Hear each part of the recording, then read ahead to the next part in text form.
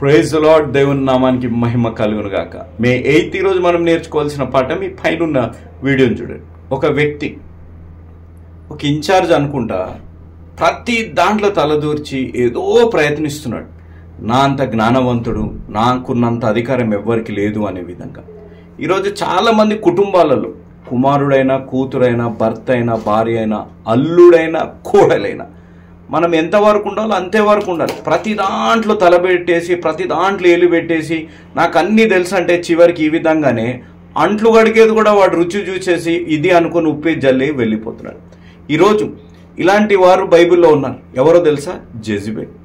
Jezebel ఆత్మ కలిగిన వారు ఈరోజు చాలామంది ఉన్నారు. మన పని ఏంటిది?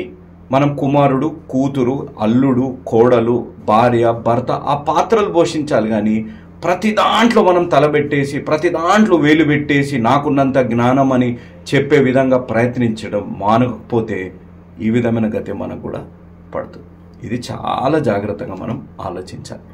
మనం ఇలాంటివి ఆలోచించకుండా మనం ఏం చేస్తామంటే మనకెంత జ్ఞానం ఉందనేది వాట్సాప్లో స్టేటస్లు, ఫేస్బుక్లో, యూట్యూబ్లో, ఇన్స్టాగ్రామ్లో ఫోటోలు పెట్టేసి ఇది అనే విధంగా మాట్లాడుతున్నాం. ఈ వ్యక్తి కొంచెం ఆలోచన ఉండి ఇదేంటిదని అడుగుంటే చాలా బాగుంది. అలా అడిగేవారు ఉండరు. అది తప్పైనా రైటా రాంగ్ అనేది ఏది ఆలోచించకుండా అన్నిట్లలో ఒక ఉచితమైన సలహాలు, అన్నిట్లలో వేలు పెట్టేసి మనం పెద్ద ఇది అనే విధంగా. అలాంటి వారు ఎవరైనా ఉంటే మానుకోండి. దేవుడు అలాంటి స్వభావం ఉంటే దేవుడు తొలగించునుగాక. అలాంటి వ్యక్తులు మీ జీవితాల్లో ఉంటే దూరపరిచి మిమ్మల్ని దీవించునుగాక. ఆమేన్.